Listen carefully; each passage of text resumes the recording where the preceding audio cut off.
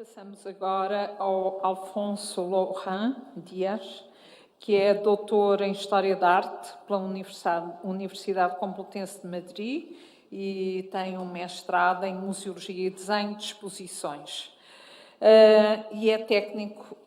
do Corpo dos Museus Estatais no Museu do Exército de Toledo. Recentemente, já este ano,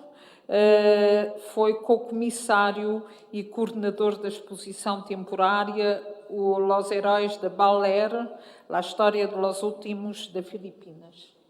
E a sua comunicação é a la vanguardia de la museografía moderna, el Museo de Artillería y las grandes exposiciones del siglo XIX. Bueno, buenos días. Me sumo evidentemente a los agradecimientos a la organización del foro y del Museo Arqueológico por prestarnos las instalaciones. Mi intervención tiene como cometido tratar de ilustrar una parte de la museografía o de los estudios de la museografía moderna del siglo XIX relativo a las colecciones militares, un tema que ha sido apenas tratado, ¿no?, por la literatura sobre estos asuntos y que, yo creo que indagando un poco en algunas fuentes nos sirve para poner un poquito sobre la mesa algunos de los asuntos que,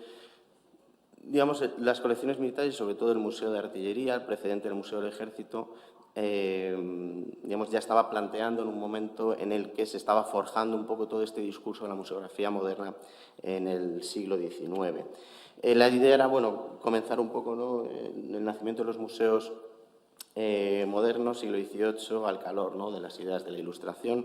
Evidentemente, la Ilustración que había consagrado un nuevo método de estudio, ¿no?, un método basado en el orden, la clasificación, la sistematización, la esquematización del conocimiento humano, ¿no?, tratar de buscar los principios y verdades del mundo en base a ese rigor científico y que, quizá algunos de los textos más,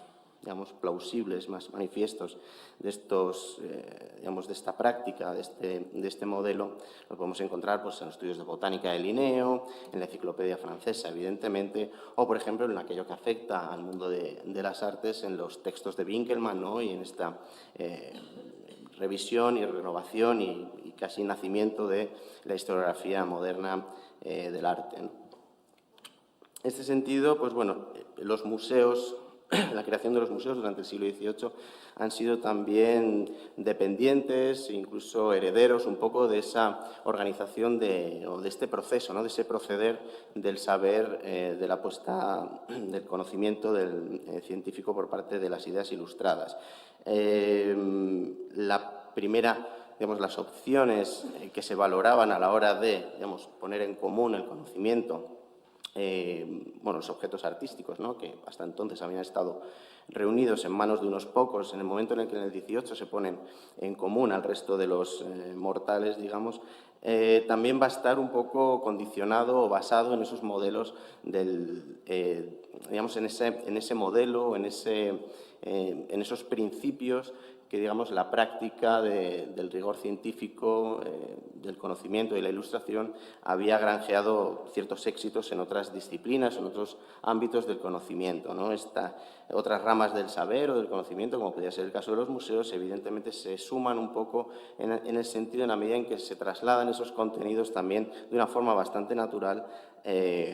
al mundo de los museos, ¿no?, al mundo de las artes. Esto lo podemos comprobar, evidentemente, en el Museo del Louvre o en las primeras colecciones principescas en las que se empiezan a ofrecer al público, ¿no?, a abrir al público algunos de estas colecciones, ¿no?, estas colecciones privadas o de la aristocracia o de la monarquía. Pues digamos que la ordenación, ese problema o ese asunto el que se tiene que plantear a la hora de cómo exponer los objetos, evidentemente responde también a esa organización, clasificación, esquematización, escuelas, que ya, esa forma de conocimiento de la ilustración, ese modelo, había, se había instalado, ¿no? Se había asumido ese tipo de proceder. El Museo del Prado también imita un poco, ¿no?, este tipo de puesta en escena de los objetos, un poco al calor de los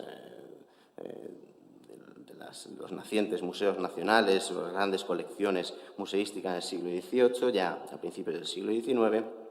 y evidentemente se tiene que ir formulando una especie de literatura, ¿no?, o de especie de textos que sirvan de base, digamos, doctrinal o nacimiento de una doctrina o de unas bases teóricas de lo que luego posteriormente vamos a hablar con términos como museografía, museología, ¿no?, escritos como los que nos ha comentado durante la sesión de la mañana la doctora Alicia Ballina, ¿no?, el de Kiekeberg o el de Nickel, que son quizá los más conocidos, ¿no?, casi unos objetos un tanto exóticos, ¿no?, por lo desconectados que se encuentran en ese rumor o en ese nacimiento de la literatura museográfica que identificamos casi ya con el siglo XIX, ¿no?, los entornos germánicos, los museos segunda mitad del XIX, ¿no?, y esas praxis museística en los museos en el Bode-Museum, etcétera. En España, estos asuntos relacionados con la museografía los podemos encontrar en el siglo XIX en los escritos de Poleró y de Araujo, pero evidentemente estos escritos nada dicen de los museos militares y eso es quizá lo interesante, ¿no? Se centran únicamente en los nacientes museos nacionales, el Museo del Prado, la Academia de San Fernando, o los museos provinciales que se estaban, digamos, creando al calor, ¿no?, de las desamortizaciones del siglo XIX. Los escritos de viajeros, evidentemente, nos dan también una información importante de estos museos, pero poco contenido encontramos de museos militares, ¿no?, asuntos relacionados con los museos militares. Por tanto, las fuentes a las que tenemos que acudir tienen que ser propias, ¿no?, de la propia institución militar. En este sentido, las más interesantes son los inventarios y catálogos del museo que se van redactando a lo largo del siglo XIX. Son muchos los que se redactan, 9 en este sentido, digamos, con esta naturaleza. Los más tempranos desaparecen, digamos, en el contexto de la Guerra de Independencia, y los más interesantes, sobre todo este de la derecha, el redactado en 1874, que es en realidad una memoria descriptiva del museo, ¿no?, de la institución. Esta es la ristra de inventarios y catálogos que se redactan en el siglo XIX. Y otro de los espacios donde podemos encontrar información interesante sobre aspectos relacionados con la museología, museografía, etcétera, es decir, con la exhibición de objetos, evidentemente es en las exposiciones universales.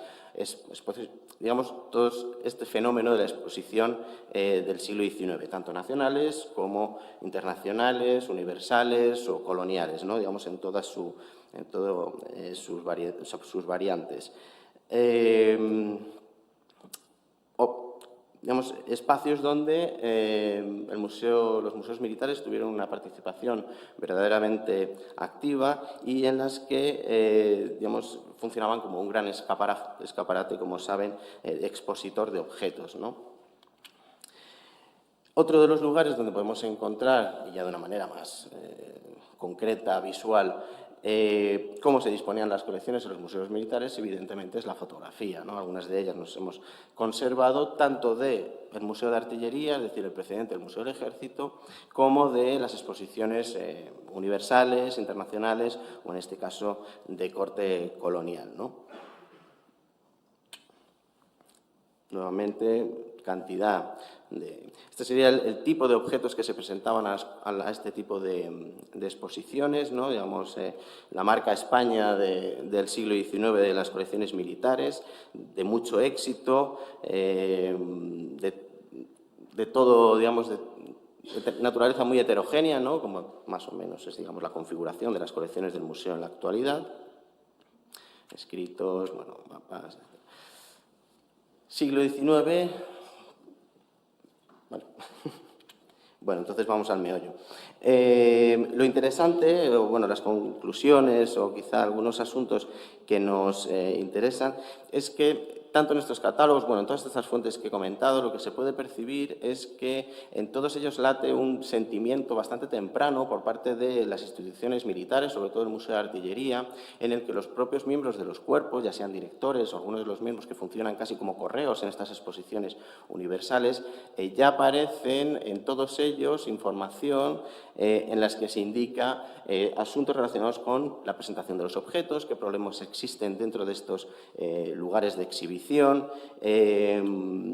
asuntos relacionados con la rotulación, las cartelas, cómo identificar los objetos, tanto en exposiciones temporales, exposiciones nacionales e internacionales, como en el propio museo, ¿no? Rotulación, cartelas, asuntos relacionados con conservación preventiva, asuntos relacionados con almacenaje, manipulación, embalaje, transporte de piezas. Todos estos contenidos que ahora manejamos con bastante cotidianidad ya estaban planteados desde un principio en los reglamentos y en estos catálogos de los museos militares y, por tanto, digamos que funcionan como, por lo menos, están en sintonía un poco, ¿no?, con el conocimiento o con los estudios que se estaban realizando primitivos, tanto los museos de pintura fundamentalmente en España como fuera de España. Conservación preventiva, restauración, todos estos asuntos que manejamos con naturalidad. Sí que es cierto que no se puede hablar de una especie de corpus doctrinal de una ciencia incipiente o algo así, pero sí que es cierto que aparecen todos esos contenidos que posteriormente se van a, digamos, intercalar o van a funcionar como, digamos, elementos fundamentales a la hora de manejar todo este vocabulario o toda esta disciplina de la museografía o de la museología, ¿no? Sí, bien, pues terminamos. Asuntos de público, comunicaciones, flujos, circulaciones, estos ya están planteados, ¿no?, lo que define cierta sensibilidad por parte de estas instituciones militares, especialmente el Museo de Artillería, ¿no? Formación, estudio de las colecciones, catálogos, evidentemente, incluso las funciones del propio museo, de la propia institución, cuando se funda. Ya en 1822, el reglamento de funcionamiento del Museo Militar, ya quedan planteadas estas funciones, ¿no? También en el 27 tiene otra y, bueno, únicamente eso, ¿no? Plantear un poco.